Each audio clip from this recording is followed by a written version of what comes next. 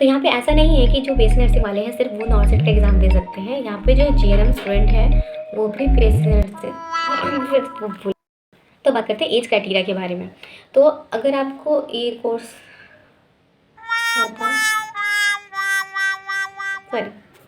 So hello guys, welcome back to my channel. So I'm Shivani, third year BSc Nursing student at Lady Hardinge Medical College Delhi.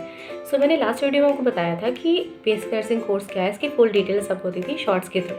तो आप इस video में हम आज बात करने जा रहे हैं कि जीएनएम और बीएससी नर्सिंग में डिफरेंस क्या है। तो पहले बात करते हैं हम जीएनएम के बारे में, उसके बाद बात करेंगे हम बीएससी नर्सिंग के बारे में। तो जीएनएम जो है वो एक डिप्लोमा कोर्स होता है और वहीं बीएससी नर्सिंग की बात करें तो वो एक प्रोफेशनल डिग्री कोर्स होता है। जीएनएम में बेसिक नर्सिंग नॉलेज दी जाती है और जबकि अगर बीएससी नर्सिंग करें तो उसमें आपको बेसिक नर्सिंग के बारे में तो सिखाया ही जाएगा, सब साथ ही साथ आपको मेडिकल के बारे में भी नॉलेज दी जाती है। जीएनएम जो है वो गर्ल्स और बॉयज़ दोनों कर सकते हैं, वहीं बीएससी नर्सिंग की बात करें तो वो भी गर्ल्स और बॉयज़ दोनों कर सकते हैं। अगर आपको जीएनएम करना है तो 12th में बायो कंपलसरी नहीं होती है। आप किसी भी स्ट्रीम से हो, आप 12th पास करके आप जीएनएम कोर्स कर सकते हैं। बट अगर आपको बीएससी नर्सिंग करनी है तो आपके लिए बायो कंपलसरी होती है 12th क्लास में, तो आपको 50% मार्क्स के साथ पास होना होता है और बायो कंपलसरी होती है उसके लिए। तो अब बात करते हैं एडमिशन की कि आपने 12th तो पास कर ली, बट अगर आपको कोर्स करना है तो एडमिशन कैसे लेंगे आप।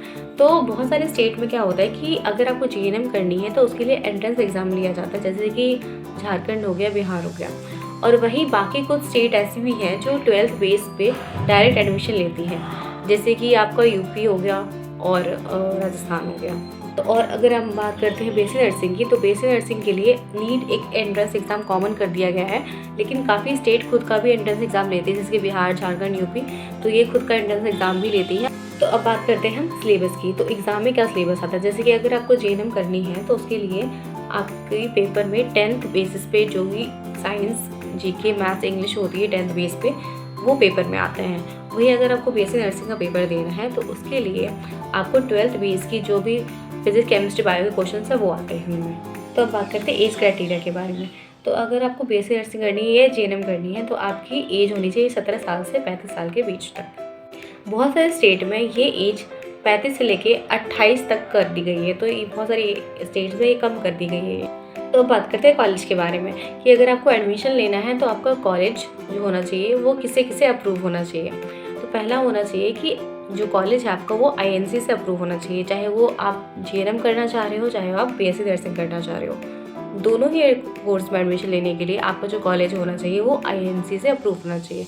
आईएनसी का मतलब होता है इंडियन नर्सिंग काउंसिल। ये काउंसिल है जो अपनी एक लिस्ट निकालती है जिनमें अगर आपके कॉलेज का नाम नहीं है तो आप ना इंडिया में जॉब कर सकते हैं ना फॉरेन में जॉब कर सकते हैं। लेकिन अगर इस लिस्ट के अंदर आपके कॉलेज का नाम है तो आप इंडिया के साथ साथ फॉरेन कंट्री में भी जॉब कर सकते हैं। दूसरा है कि एक स्टेट अपना खुद का नर्सिंग कॉलेज का एक लिस्ट निकालती है जिस लिस्ट में आपके कॉलेज का नाम होना चाहिए। और तीसरा है कि ये किसी भी एक यूनिवर्सिटी से मान्यता प्राप्त होना चाहिए कॉलेज आपका।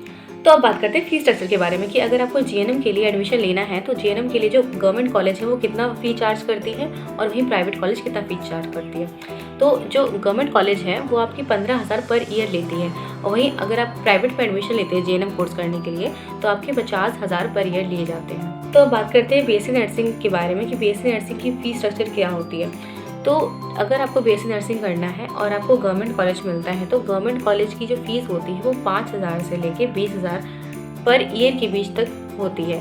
और वहीं अगर आपको बीएससी नर्सिंग करनी है प्राइवेट से तो प्राइवेट से आपकी 75,000 से लेके 1 लाख के बीच में आपकी फ़ीस रहती है बीएससी नर्सिंग करने के लिए। तो आपने देख ही लिया कि फ़ीस में कितना डिफरेंस है, गवर्नमेंट कॉलेज और प्राइवेट कॉलेज में कितना डिफरेंस है। तो इसलिए आप ये ट्राई करें कि आप एंट्रेंस एग्ज़ाम क्लियर करें ताकि एक आपको अच्छा गवर्नमेंट कॉलेज मिले जहाँ कम से कम आप फीस दें। तो अब हम बात करते हैं जॉब के बारे में।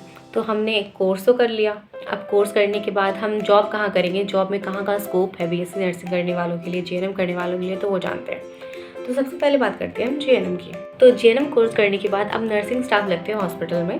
और वहीं अगर बीएससी नर्सिंग करने वालों की बात करें तो जो बीएससी नर्सिंग करते हैं उनके लिए एक कॉमन एग्ज़ाम होता है नॉर्सेट का, जो क्लियर करने के बाद आप एक एज अ नर्सिंग ऑफिसर लगते हो किसी भी हॉस्पिटल में। तो यहाँ पे जो बीएससी नर्सिंग करके आए होते हैं उनके लिए थोड़ी सी जॉब अपॉर्चुनिटी जो है वो ज़्यादा हो जाती है, जैसे कि वो अलग अलग फील्ड में जॉब कर सकते हैं, जैसे कि वो एज अ ट्यूटर लग सकते हैं किसी भी कॉलेज में, वो एज अ प्रिंसिपल लग सकते हैं, वो एज अ मेडिकल स्टाफ लग सकते हैं, और इवन वो अब्रॉड तक जा सकते हैं जॉब करने के लिए। बट वहीं पे यहाँ पे जीएनएम वालों के लिए थोड़ी सी जॉब अपॉर्चुनिटी जो होती है कम हो जाती है।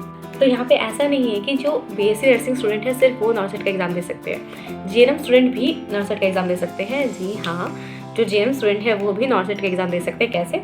तो अब जो जीएनएम स्टूडेंट है उनके पास जीएनएम की डिग्री तो है, प्लस उनके पास 2 साल का एक्सपीरियंस होना चाहिए किसी भी गवर्नमेंट हॉस्पिटल से या प्राइवेट हॉस्पिटल से जो कि 50 बेड हॉस्पिटल हो, तो उसके बाद आप नॉर्सेट का एग्ज़ाम दे सकते हैं। जैसे कि बीएससी नर्सिंग वालों के पास बहुत सारी जॉब अपॉर्चुनिटी होती है, जैसे कि वो ट्यूटर का एग्ज़ाम दे सकते हैं, वो जिपमर का एग्ज़ाम दे सकते हैं।